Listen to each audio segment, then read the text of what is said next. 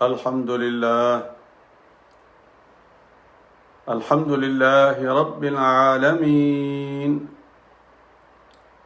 والصلاة والسلام على سيد المرسلين وعلى آله وأصحابه الطاهرين أجمعين. أما بعد، فأعوذ بالله من الشيطان الرجيم. بسم الله الرحمن الرحيم. ولما جاءت رسلنا لوطا سيء بهم وضاق بهم ذرعا وقال هذا يوم عصيب وجاءه قومه يهرعون إليه ومن قبل كانوا يعملون السيئات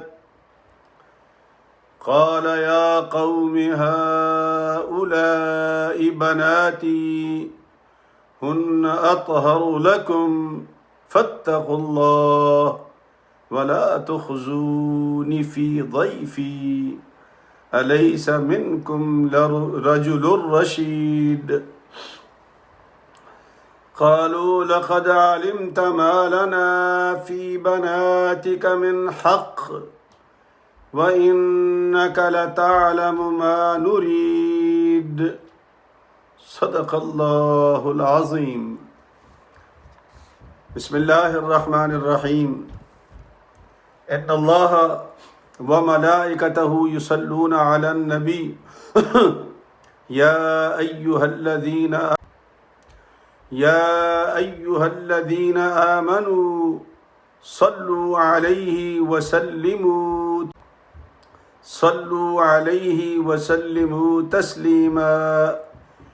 اللهم صل على سيدنا محمد وعلى آل سيدنا محمد وبارك وسلم. الصلاة والسلام عليك يا سيدي يا رسول الله وعلى آلك وأصحابك يا حبيب الله. الصلاة والسلام عليك يا سيدي يا رحمة للعالمين وعلى آلك وأصحابك يا شفيع المذنبين. انتہائی واجب الاحترام دوستو، بھائیوں، عزیزوں، عزیز بچوں، بہنوں اور بیٹیوں، السلام علیکم ورحمۃ اللہ وبرکاتہ. الحمدللہ، اللہ کے پاک فضل و کرم سے دن اچھا گزر گیا، اور اللہ کرے کہ ہم سب کے دن یوں ہی اچھے گزرتے رہیں، اور اس اچھائی پر ہم اللہ کا شکر ادا کرتے ہیں، چونکہ سب کچھ اس کے کرم سے ہوتا ہے. ایک ایک لمحہ ہماری زندگی کا مقروض ہے اللہ کا. سانس نہ آئے تو، پیشاب نہ آئے تو، مطلب دنیا میں ہمارے وجود کے اندر جتنی بھی توڑ مروڑ ہے، کسی ایک کی کمی بیشی ادھر ادھر ہو جائے تو ہم قیامت سے گزر جاتے ہیں. لیکن اگر وہ ذات اگر ہمیں قیامت میں مبتلا نہیں کرتی تو اس کا معنی یہ ہے شکر تو بنتا ہے. تو یا اللہ، ہم تیرا شکر ادا کرتے ہیں اس نعمت پر جو تو نے ہمیں عطا فرمائی ہے، اور اس نعمت پر جو تو نے ہمارے ماں باپ کو عطا فرمائی تھی، اور اس نعمت پر جو آئندہ ہمارے بچوں میں تو منتقل فرمائے گا. ہر حال میں ہر آن تیرا شکر ادا کرتے ہیں. دوستو،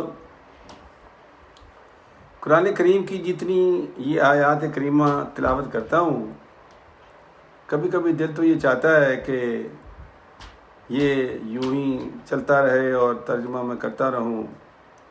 ایک مرتبہ اگر ترجمہ بھی ہمارا نکل جائے نا، یقین کریں آپ، تو بہت سارے ہمارے مسائل حل ہو جائیں گے. ہمارے مسائل کیوں نہیں حل ہوتے؟ چونکہ جو اصل بنیاد ہے قرآن، اس سے ہم بے خبر ہیں. ابھی کوئی موضوع چھیڑ دو کسی قسم کا بھی، تماشا دیکھ لو، وہ آپ کو نیچے کر دیں گے. لیکن اس سے بے خبر ہیں. اللہ اپنی نعمتوں کا اظہار بھی کرتا ہے، سابقہ امتوں کی باتیں بھی بتاتا ہے، سابقہ انبیاء کے قصے بھی سناتا ہے. کس لیے سناتا ہے؟ کہ ہم اس کی نعمتوں کا شکر کرنے والے بن جائیں. یہ بڑا ایک لمبا رکوع ہے، میں نے 3 آیات پڑھی ہیں برکت کے لیے، لیکن اگر آپ کے پاس وقت ہو تو پلیز اس کو پورا پڑھیے گا. آیت نمبر 75 سے لے کر کے 83 تک یہ پورا رکوع ہے. اور پورا رکوع پڑھیں گے تو آپ کو سارا وہ جو مضمون ہے وہ یہاں ہو جائے گا. اگر میری گفتگو نہ بھی یاد رہے تو کوئی بات نہیں، اس کے اندر جو آ جائے گا ترجمے میں ہی اللہ نے ساری بات بیان کر دی، صرف ترجمے میں. شرطیہ بات ہے. آج آپ پڑھ کے دیکھنا، آیت نمبر 75 سے لے کر کے 83 تک پڑھنا. میں تو صرف 77 78 اور 79، یہ سورہ ہود ہی ہے جس کا 11واں نمبر ہے. اور آیات ہیں 77 78 اور 79، سپارہ 12واں ہے. اور یہ متصل مضمون چل رہا تھا. کل جہاں ہم نے چھوڑا تھا، یہ آگے چونکہ بات شروع ہو جاتی ہے تو پھر میں نے بھی تھوڑا سا پڑھ دیا درمیان میں، تاکہ وہ بات میں آپ تک پہنچا سکوں جو میرے علم میں ہے. اور ضروری نہیں کہ جو میرے علم میں آپ کے علم میں نہیں ہوگی، آپ کے علم میں بھی ہوگی. لیکن ہم تو ایک دوسرے کو یاد دہانی کرا رہے ہیں. میں کبھی نہیں سمجھتا کہ میں آپ کو پڑھا رہا ہوں یا سمجھا رہا ہوں. نا، میں کہتا ہوں کہ میں آپ کو سنا رہا ہوں. ہو سکتا ہے آپ کا مطالعہ مجھ سے زیادہ ہو، یا مجھ سے زیادہ قرآن پڑھتے ہوں، مجھ سے زیادہ ترجمہ کرنے کی صلاحیت رکھتے ہوں. ہو سکتا ہے، چونکہ فوق کل ذی علم علیم ہے. اللہ پاک نے ہر ایک کے اوپر ایک پیدا کیا ہے. حرف آخر کوئی نہیں ہے. مصیبت کہاں پڑتی ہے؟ جب ہم سمجھتے ہیں کہ جو ہم نے کہہ دیا ہے اس کا توڑ کوئی نہیں ہے، بس یہ بے توڑ بات ہم نے کہہ دی ہے. نہیں، ہماری تو دلائل جتنے بھی ہیں جو انسانی، اللہ کے قرآن کو چھوڑ کے کہہ رہا ہوں، ان کو تو شیطان 1 منٹ میں توڑ پھوڑ کے رکھ دیتا ہے. نفس توڑ دیتا ہے ہمارا نفس. چونکہ ہمارا ایک نفس ہے نا، ان النفس لامارۃ بالسوء، وہ جو نفس امارہ ہے، یعنی جو ہمارے اوپر حاوی ہے، پٹھے کام کراتا ہے، الٹے کام کراتا ہے ہم سے، اس کو نفس امارہ کہتے ہیں. اس کا کام ہی یہی ہے. اور اس کے درمیان ایک ہے جس کو نفس اللوامہ کہتے ہیں. اس نفس کا کیا کام ہے؟ اس کو ہم ضمیر کا نام بھی دیتے ہیں. ضمیر یہ نفس اللوامہ ہے. یہ جب ہم کوئی غلط کام کرنے لگتے ہیں نا تو یہ چیختا ہے اندر سے، او بھائی یہ کیا کر رہا ہے تو ہم اس کو سلا دیتے ہیں. وہ نفس امارہ جو ہے نا اس کو تھپکے دیتا ہے، سو جا یار تیرا کیا تماشا ہے. تو وہ نفس لوامہ ہے. اس کے بارے میں اللہ فرماتا ہے لا اقسم بیوم القیامہ ولا اقسم بالنفس اللوامہ. نہیں کھاتا قسم مگر کھاتا ہوں کہ وہ نفس اللوامہ جو ہے وہ آپ کے اندر ہے، آپ کو وارن کرتا ہے. اور پھر آگے کیا ہے؟ نفس مطمئنہ. 3 ہی تو ہے نفس ہمارے اندر جو ہمارے وجود کے ساتھ ہے. نفس مطمئنہ کیا ہے؟ اللہ فرماتا ہے کہ یا ایتھا النفس المطمئنہ ارجعی الی ربک راضیۃ مرضیہ فادخلی فی عبادی وادخلی جنتی.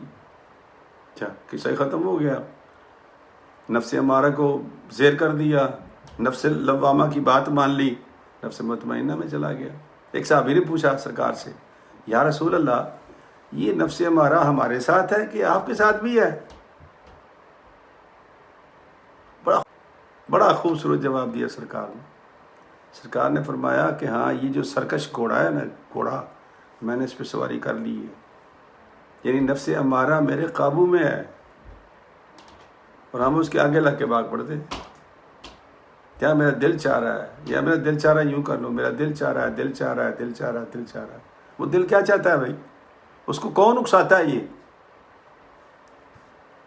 تو یہ چیزیں اگر ہم غور کریں گے نا تھوڑی سی بیٹھ کے، تو پھر دل کرتا ہے کہ ہم اللہ کا شکر ادا کریں۔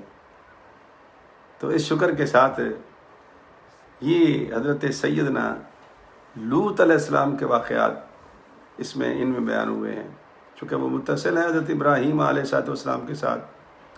حضرت ابراہیم کے ساتھ ہی حضرت لوط نکلے تھے، اور یہ ان کے بھائی کے بیٹے تھے، بھتیجے تھے۔ بعض تفاسیر میں کچھ اور بھی لکھا ہے، خالہ زاد بھائی بھی لکھا ہے، لیکن حقیقت یہ ہے کہ یہ آپ کے بھتیجے تھے، آپ کے ساتھ ہی عراق سے نکلے تھے، فلسطین گئے، پھر شام میں آ گئے۔ تو ڈیڈ سی کا علاقہ، بحر میت جسے کہتے ہیں، میں جا چکا ہوں، وہ بستیاں بھی دیکھ چکا ہوں، اللہ مجھے معاف کرے، ان کا انجام بھی دیکھ کے آیا ہوں۔ وہ شام کا علاقہ تھا، لیکن اب وہ اردن میں ہے، اب وہ علاقہ اردن میں ہے، ڈیڈ سی کے ساتھ ساتھ عامورہ اور یہ صدوم وغیرہ بستیاں جتنی بھی تھیں، وہاں سے خلیلیہ بھی قریب ہے، حضرت ابراہیم علیہ السلام کا جو علاقہ ہے بیت المقدس کے علاقے میں، یروشلم کے علاقے میں۔ تو ان کے ساتھ پھرتے پھرتے پھرتے پھرتے حضرت ابراہیم کی ساری تعلیم سیکھ گئے حضرت لوط علیہ السلام۔ جب سیکھ گئے تو پھر اللہ کریم نے ان کو فل فلج نبی بنا دیا، اور حکم دیا کہ اب تم صدوم میں جاؤ اور جا کر میرے بندوں کو دین کی راہ دکھاؤ، میرے بندوں کو دین کی راہ پہ چلاؤ، ان کو دکھاؤ، اور تیرے پاس میری طاقت ہے۔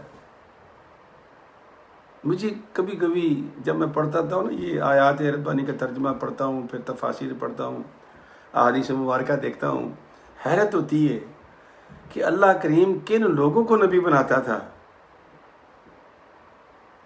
اللہ اکبر، 30 برس تک حضرت سیدنا لوط علیہ السلام نے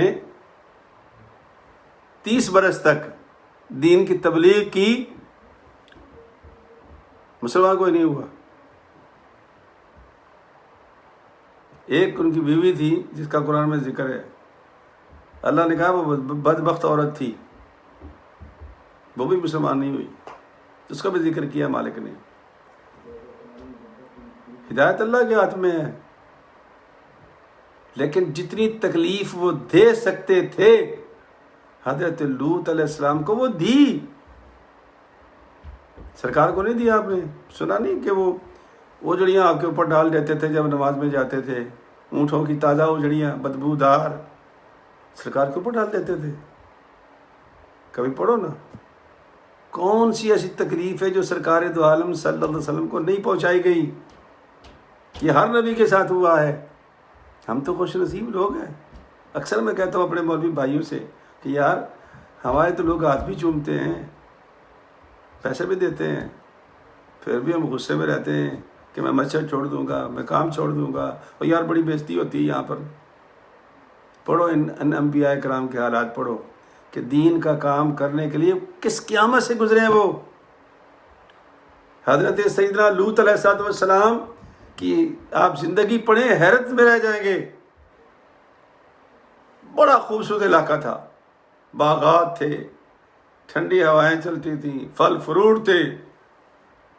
وہ اتنا خوبصورت علاقہ کہ وہ اٹریکٹ کرتا تھا مسافروں کو، تو وزٹ کے لیے آ جاتے تھے کہ چلو یار صدوم چلتے ہیں، میٹھے ٹھنڈے میٹھے پھل کھائیں گے، ٹھنڈی ہوا چلتی ہے۔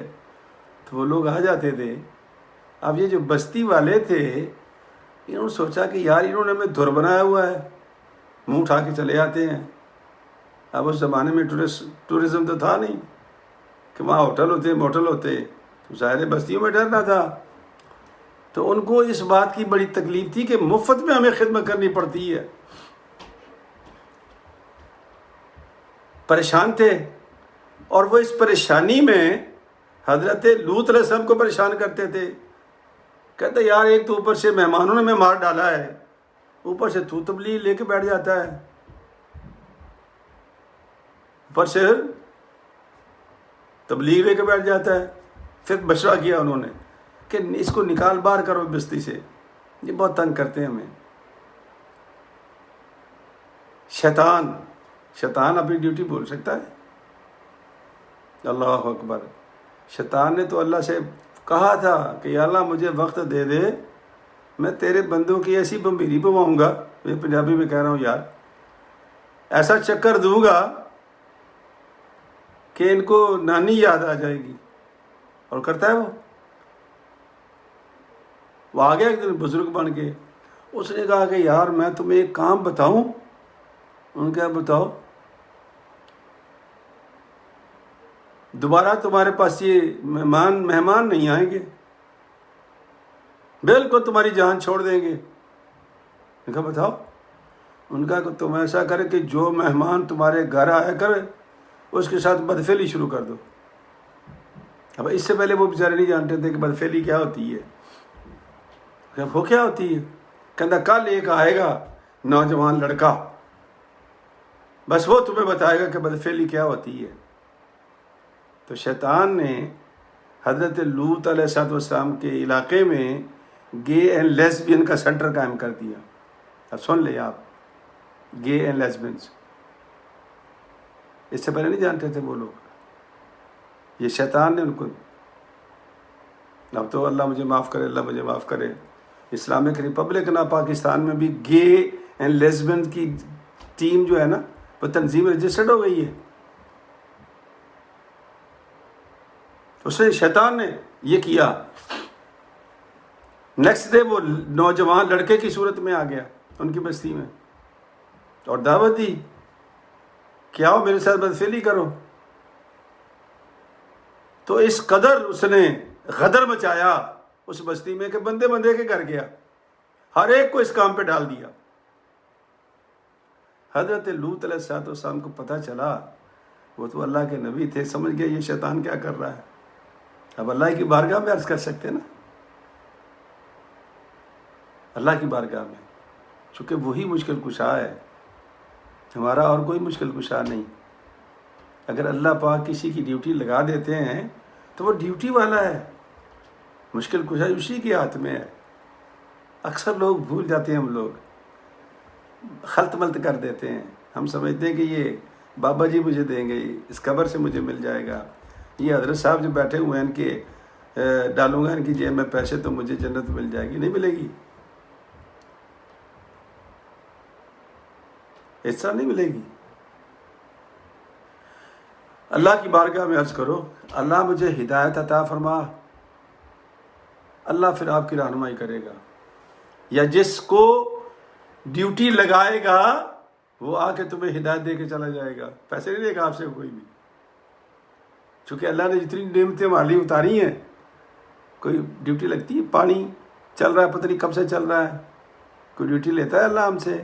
ہوا دے رہا ہے ہمیں، آکسیجن، کوئی ڈیوٹی لیتا ہے ہم سے؟ بارشیں برساتا ہے، کوئی ٹیکس لگایا اس نے ہمارے اوپر؟ نہیں. تو ہدایت کا ٹیکس کیوں لگائے گا بھائی؟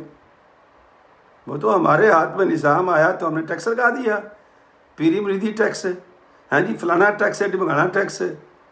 جب تک پیر صاحب کو پیسے نہ دو پیر صاحب راضی نہیں ہوتے. اور میں نے ان گنہگار آنکھوں سے دیکھا ہے کہ جو پیسے زیادہ دیتا ہے پیر صاحب اس کو آگے بٹھاتے ہیں، اور جو غریب آدمی محبت بے پناہ کرتا ہے لیکن غریب ہے وہ پیچھے بیٹھا ہوتا ہے، اس کو کوئی پوچھتا ہی نہیں. یہ پیری ہے، اس کو پیر کہتے ہیں. میں گوجرا منڈی میں ہائی اسکول ٹیچر تھا کسی زمانے میں، بڑی پرانی بات ہے، 1968 کی بات ہے. تو ایک پیر صاحب تشریف لائے ہمارے علاقے میں، مہدی محلے میں میرا رہائش تھی، اگر کوئی سن رہا ہو تو یاد آ جائے گا. تو میرا ایک شاگرد تھا، مجھے بلا کے لے گیا. اب وہ پیر صاحب تشریف لایا. پیر صاحب کا پیٹ جو تھا نا، آپ یقین کریں یہ قرآن کریم ملا کے کھلا ہوا ہے، اس کا پیٹ زمین پر لگا ہوا تھا، وہ ایسے تکیے لگا کے پڑا ہوا تھا. تو میں اسے نہیں ملا، واپس آ گیا. وہ لڑکا بھاگ کے آیا میرے پیچھے. سر کیا ہوا؟ میں کہو بھائی جو بندہ اپنے پیٹ کو نہیں سنبھال سکتا وہ مریدوں کو کیا سنبھالے گا؟ سمجھو میری بات میں کیا کہہ رہا ہوں. میں نے کہا پوری سیرت نبی میں نے نہیں دیکھا کہ میرا مصطفیٰ یوں کر کے لیٹا ہو جیسے یہ پیر صاحب لیٹے ہوئے ہیں. الرٹ بیٹھتے تھے سرکار، سمجھ آتی تھی کہ یہ اللہ کا بندہ بیٹھا ہوا ہے. وہ تو لیٹا ہوا تھا، پیٹ اس کا زمین سے ٹچ کر رہا تھا. یہ تو حالت ہے. یہ ہمارا کیا بوجھ اٹھائیں گے جو اپنا بوجھ نہیں اٹھا سکتے. انہوں نے اپنے آپ کو اللہ مجھے معاف کرے، اللہ مجھے معاف کرے، اللہ میاں کا لیٹر باکس سمجھاؤ اپنے آپ کو، اس میں ڈالتے جاؤ اور اللہ کے پاس پہنچ جائے گا. نہیں، وہ اللہ جب ہدایت دے گا نا ہمیں تو بندہ خود بھیج دے گا، پیسے نہیں چارج کرے گا ہم سے، وہ ہدایت دے کے جائے گا. بزرگوں کے حالات دیکھ لیں. حضرت شاہ معین الدین چشتی اجمیری رحمۃ اللہ علیہ باغ میں نوکری کر رہے تھے. درویش آ گیا تو نوجوان نے ان کے سامنے انگور تازے رکھے. وہ بزرگ خوش ہو گیا تو ان کی زنبیل میں روٹی کے ٹکڑے تھے، ایک ٹکڑا نکالا، منہ میں چبایا اور شاہ معین الدین چشتی اجمیری رحمۃ اللہ علیہ کے منہ میں ڈال دیا. وہ ٹکڑا کیا ڈلا، دنیا ہی بدل گئی. سید معین الدین چشتی اجمیری رحمۃ اللہ علیہ کی اسے شہنشاہ ہند بنا دیا. خود بھیجتا ہے اللہ. اور اگر ہمارے نصیب میں تو ہم خود پہنچ جائیں گے. بہرحال نہیں ہو. حضرت سیدنا لوط علیہ السلام سمجھ گئے کہ یہ شیطان کیا کر رہا ہے. اب دل تنگ ان کا، پریشان بڑے. اب اگر آپ کو یاد ہو کہ کل جو میں نے عرض کیا تھا کہ حضرت ابراہیم علیہ السلام کے پاس وہ 3 فرشتے آئے تھے، جبرائیل علیہ السلام، میکائیل علیہ السلام اور اسرافیل علیہ السلام. وہ خوشخبری دے دی سیدہ سارہ کو رضی اللہ تعالی عنہا کو کہ آپ کا بیٹا بھی ہوگا اور پھر آپ کی آنکھوں کے سامنے پوتا بھی ہوگا آپ کا، دونوں دیکھو گی. عمر کتنی تھی؟ 90 سال. ہے نا اللہ کے کام.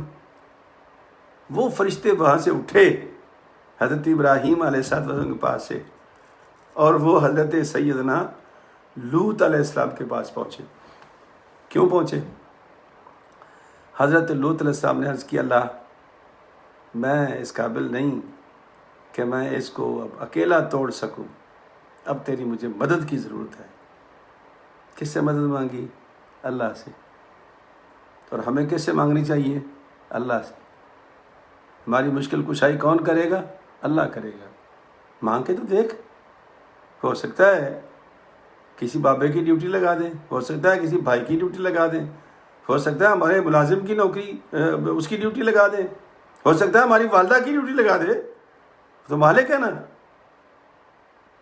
کچھ بھی کر سکتا ہے. تو اللہ کی بارگاہ میں عرض کی یا اللہ میں نہیں افورڈ کر سکتا اس کو، یہ بہت کام بڑھ گیا ہے. بار بار تبلیغ کے باوجود اب انہوں نے اپنی بیویوں کے ساتھ بھی بدفعلی شروع کر دی ہے. سمجھ لیں میری بات. شیطان تو ان کو ڈال گیا راستے پر، سب کو گے بنا گیا. اور پھر انہیں لیسبینز بھی بنانے شروع کر دیے. گے اینڈ لیسبینز. ہمارے امریکہ میں تو خیر بہت بڑی تنظیم ہے ان کی. بڑے بڑے یہ جو آپ کو اینکر نظر آتے ہیں نا ٹی وی پر، ان میں بڑے بڑے اینکر ہیں، گے ہیں، بڑے بڑے افسر ہیں، فوج میں ہیں، گے ہیں. وہ میں نکاح پڑھانے گیا ایک، وہ ہوا یہ تھا، بڑا مختصر واقعہ درمیان میں آ گیا کہ آپ کا وقت نہیں لینا چاہتا. تو وہ ایک بچی کرتی تھی کام، یہ پھول وغیرہ لگاتی تھی. میں ایک شادی پہ گیا، میں نے نکاح پڑھا، قرآن شریف پڑھا، اس کو ٹرانسلیٹ کیا. تو بچی عیسائی بچی تھی، اتنی خوش ہوئی کہ وہ میرے پاس آ گئی. کہتے امام آپ میرا نکاح پڑھو گے؟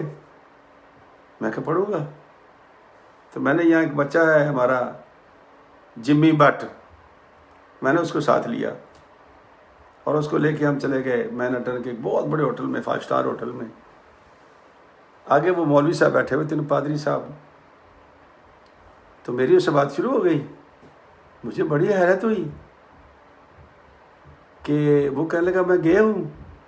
مولوی صاحب کہنے لگے میں گئے ہوں. تو میں نے کہا پھر یہ جو کام کرنے آئے ہو یہ تو تمہارے مذہب کے خلاف ہے بھائی. یہ تو عورت اور مرد کا نکاح ہے، مرد مرد کا نکاح نہیں ہے. کہنے لگا ہاں وہ تو اچھا ہوا کہ تم آ گئے ہو نا، اب یہ کتاب تم پڑھ دینا اور دعا بھی تم کر دینا، انگوٹھی بھی تم ہی پہنا دینا. یہ لمبی بات ہے. بہرحال میں نے کیا جو کرنا تھا. میرے کہنے کا مقصد یہ ہے کہ یہاں حالت یہ ہے امریکہ میں، اب یہ پاکستان میں بھی چلا گیا ہے. اور یہ کس نے شروع کیا تھا؟ شیطان نے، اور خود کروا کے کیا تھا یہ اس نے کام. ہم بڑا تیر مار رہے ہیں وہ جی آزادی ہے. کس چیز کی آزادی بھائی؟ نیچر کے خلاف ہے. مالک نے مرد کو پیدا کیا عورت کے لیے اور عورت کو پیدا کیا مرد کے لیے، لِتَسْكُنَ إِلَيْهَا، تاکہ وہ سکون پہنچائے مرد کو. خاتون اس لیے بنائی تھی اللہ پاک نے. لیکن وہاں کیا کیا؟ مرد مرد سے شروع ہے، عورت عورت سے شروع ہے. یہ شیطان نے ان کو عجیب چکروں میں ڈال دیا، تنظیم بنا دی اور وہ ہمارے پاکستان میں بھیج دی اس نے. اور بڑے شوق سے لوگ اس کے ممبر بن رہے ہیں، بڑے بڑے لیڈروں کے بچے. اِنَّ لِلَّهِ وَإِنَّا إِلَيْهِ رَاجِعُونَ. اے ارباب اختیار، اے ارباب، کیا وہ اپوزیشن کہتے ہو؟ کیا کہتے ہو یار؟ مل کے سوچو کہ ہمارا ملک کہاں جا رہا ہے. یہ اسلام کے نام پہ تم نے لیا تھا. نہ تم ڈراموں کو دیکھتے ہو، نہ تم ادھر دیکھتے ہو کہ یہ کیا کیا اور کون سی تنظیمیں کیا کیا کام کر رہی ہیں. بہرحال حضرت سیدنا لوط علیہ السلام نے اللہ کی بارگاہ میں عرض کی، فرشتے آ گئے. اب وہ تینوں نوجوان بن کے آئے، تینوں نوجوان بن کے آئے، خوبصورت. ظاہر کے فرشتے تھے. حضرت لوط علیہ السلام سے ملے، وہ باہر کھیت میں کام کر رہے تھے. تو آپ نے دیکھا تو ایک دم دل کے اندر پریشانی پیدا ہو گئی. پریشانی پیدا ہو گئی کہ یار یہ کیا بنے گا میرے ساتھ؟ کیا بنے گا میرا؟ یہ مہمان ہے میرے، گھر لے کے تو چلے گئے اور ان کی جو بیوی تھی وہ بے ایمان تھی. تو اس نے کوٹھے پہ چڑھ کے نا جنڈیل آدھی ہوئے ہمارے گھر بچے آ گئے ہیں. قرآن کے الفاظ سنو طبیعت حیران ہو جائے گی آپ کی. بھاگتے ہوئے آئے، آ کے حضرت لوط علیہ السلام کے گھر کا گھیرا ڈال لیا. بچے نکالو، بچے نکالو، باہر نکالو. سرکار باہر نکلے اور کہا کہ سنو، بچیاں ہیں نا، یہ میری بیٹیاں ہیں ساری. میں باپ ہوں، نبی ہوں میں، میری بیٹیاں ہیں نا. تم بیٹیوں کو چھوڑ کر مردوں کے پیچھے پڑ گئے ہو، کیا بدبختی ہے تمہاری. تو اس نے کہا درس نہ دے ہمیں. نو نو نو نو نو، بچے نکال باہر، ہمیں درس نہ دے. اور تو جانتا ہے کہ ہمارا مقصد یہاں آنے کا کیا ہے. یہ لفظ لکھے قرآن مجید میں، ابھی پڑھتا ہوں میں آپ کو. اس وقت پھر فرشتوں نے کہا کہ اے لوط نہ گھبرا، ہم لڑکے ضرور ہیں لیکن ہم ان کی آزمائش کے لیے آئے تھے. 3 مرتبہ تیرے منہ سے نکل چکا ہے کہ ان کو برباد کر اللہ. اب ایسا کر، تو اپنے اہل و عیال کو لے کے نکل جا فجر سے پہلے پہلے. اب یہ جانے اور ہم جانے، لیکن پیچھے مڑ کر ہی دیکھنا. اچھا بیوی ساتھ چلی تھی سب کے ساتھ، لیکن آگے جا کر کے پیچھے جب کام شروع ہوا، حضرت جبریل علیہ السلام نے وہ پر اٹھائے، ساری بستی اٹھائی اور ڈھم کر کے نیچے دے ماری. آواز آئی، عورت نے مڑ کے پیچھے دیکھ لیا، ایک پتھر اس کے سر پہ بھی پڑا، وہ بھی وہیں ڈھیر ہو گئی، باقی نکل گئے سارے بال. تو یہ سارا جو واقعہ ہے یہ آپ آیت نمبر 75 سے 83 تک پڑھیں گے نا سارا واقعہ، تو یہ قرآن مجید کے اندر لفظ بلفظ موجود ہے جو میں نے آپ سے کہا ہے. تو انشاءاللہ میں آپ کو ترجمہ کر دیتا ہوں جو 3 آیات میں نے پڑھی ہیں. اللہ فرماتے ہیں وَلَمَّا جَاءَتْ رُسُلُنَا لُوطًا سِیءَ بِهِمْ، جب ہمارے فرستادہ فرشتے لوط علیہ السلام کے پاس آئے تو وہ ان کے آنے سے پریشان ہوئے. وَضَاقَ بِهِمْ ذَرْعًا، ان کے دل کے اندر عجیب قسم کی ایک گھبراہٹ شروع ہو گئی کہ پتہ نہیں یہ کیا کریں گے. وقال ھذا یوم عصیب، آج میرے اوپر کتنا بھاری دن ہے کہ مہمان میرے گھر میں ہیں اور لوگ ایسے ہیں، نہ جانے یہ کیا کریں گے. اللہ کا نبی قوم سے پریشان ہے. قوم کے اعمال بھی تو ایسے تھے نا، ہم بھی تیار رہیں، شیر نہ بنے ہم. وہ اللہ کریم دیکھتا ہے، اللہ فرماتا ہے وَإِن تَتَوَلَّوْا يَسْتَبْدِلْ قَوْمًا غَيْرَكُمْ ثُمَّ لَا يَكُونُوا أَمْثَالَكُمْ. نہیں باز آؤ گے نہ صحیح، میں تمہارے اوپر ایک ایسی قوم لاؤں گا پھر جو تمہارے جیسی بغیرت نہیں ہوگی. خوشی ہونے کی بات نہیں ہے، یہ سمجھنے اور سوچنے کی بات ہے. پھر اللہ فرماتا ہے وَجَاءَهُ قَوْمُهُ يُهْرَعُونَ إِلَيْهِ، ساری قوم بھاگتی دوڑتی ہوئی، اوئے منڈے آگے منڈے آگے منڈے آگے، لڑکے آگے بچے آگے بچے آگے، شور مچاتے ہوئے حضرت سیدنا لوط علیہ السلام کے گھر کا گھیرا ڈال دیا. وَمِن قَبْلُ كَانُوا يَعْمَلُونَ السَّيِّئَاتِ، وہ تو کام یہی کرتے تھے. اللہ کہہ رہا ہے کام یہی کرتے تھے، برائی کا کام کرتے تھے. تو حضرت سیدنا لوط علیہ السلام باہر نکلے، ان کا قال یا قوم ہؤلاء بناتی، اے میری قوم یہ میری بچیاں نہیں ہیں. ہن اطہر لکم، یہ پاکیزہ مال ہے تمہارے لیے. یہ پاکیزگی چھوڑ کر تم بے حیائی کیوں کرتے ہو؟ فاتقوا اللہ، اللہ سے ڈرو. ولا تخزونی فی ضیفی، اور مجھے میرے مہمانوں کے سامنے شرمسار نہ کرو. میرے مہمانوں کے سامنے مجھے شرمسار نہ کرو.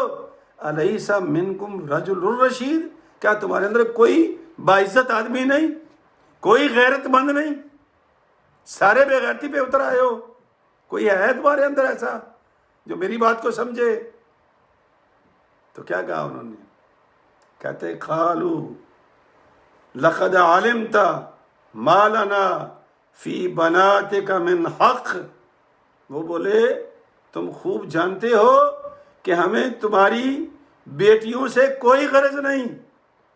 وَإِنَّكَ لَتَعْلَمُ مَا نُرِيدُ، اور تم یقیناً جانتے ہو کہ ہم کیا چاہتے ہیں. یہ آگے آپ پڑھیں گے نا، میرا وقت بھی ختم ہو رہا ہے، تو یہ آپ آگے پڑھتے جائیں، 83 تک پڑھ لیں تو انشاءاللہ یہ پورا مضمون اسی طرح آپ کے سامنے آ جائے گا. تو جب انہوں نے کہا کہ تو جانتا ہے کہ ہم کیوں آئے ہیں، پھر ہمیں عورتوں کے لیے کہہ رہا ہے، عورتوں سے ہمارا کوئی تعلق نہیں ہے، ہمیں منڈے چاہیے، مرد چاہیے، ہم گے ہیں، ہم لیسبینس ہیں. سن رہے ہیں ہم لوگ؟ یہ ہمارا امریکہ کا بھی بیڑا غرق ہونا. یقین جانے آپ، اگر ہم نے یہی کارروائی جاری رکھی، چونکہ باقاعدہ ہماری اسٹیٹ تو لائسنس جاری کرتی ہے نا منڈے کی شادی کا. میرے پاس بھی لائسنس ہے، ہمیں بھی لکھا ہوا ہے کہ اگر آ جائیں تو تم انکار نہیں کر سکتے. ہم کیوں کریں گے؟ پاکستان کے لیے بڑی افسوس کی بات ہے، اسلامک ریپبلک نا پاکستان ہے، اور وہاں بھی یہ کام ہو رہا ہے، تنظیمیں رجسٹرڈ ہو رہی ہیں، اور عذاب آ کر رہے گا. چونکہ یہ جو قوم لوط کا عمل ہے، وہ جب انہوں نے پہاڑ کو اٹھا کے دے مارا حضرت جبرائیل علیہ السلام نے، اوپر سے پتھروں کا عذاب، دھڑا دھڑ پتھر، دھڑا دھڑ پتھر. وہ بستیاں بے آباد برباد ہوئی پڑی ہیں. کچھ لوگ کہتے ہیں کہ یہ 5 بستیاں تھیں بنیادی طور پر، 2-3 وہ پانی کے اندر، ڈیڈ سی کے اندر آ گئی ہیں، باہر میت جسے کہتے ہیں. وہاں کوئی جانور زندہ نہیں رہ سکتا، چونکہ کہیں آنے جانے کا راستہ ہی کوئی نہیں، پانی کا وہی کھڑا ہے، نمکیات ہے اس کے اندر. وہاں لاش بھی نہیں ڈوبتی، وہ نمک ہے، اور آپ کو پتا ہے کہ نمک محفوظ رکھتا ہے ڈیڈ باڈی کو. تو میرے دوستو، میرے بھائیو، میرے عزیزو، یہ قرآن مجید نے بڑی باتیں کھول کھول کر بیان کی ہیں. اگر پھر بھی ہماری سمجھ میں نہ آئے، ہم اللہ کی اس حکمت کو نہ سمجھیں اور نیچر کو نہ سمجھیں، تو ہماری ہی بدبختی ہے. اللہ تبارک و تعالی ہمیں سمجھنے کی توفیق عطا فرمائے اور پھر عمل کی بھی توفیق عطا فرمائے. ہمارے جو بیمار ہیں ان کو شفا اللہ دے، جو فوت ہو گئے ان کی مغفرت فرمائے. ہم جو بچ رہے ہیں، آنے والی زندگی ہماری باوقار فرمائے. وآخر دعوانا ان الحمدللہ رب العالمین۔ السلام علیکم ورحمۃ اللہ وبرکاتہ۔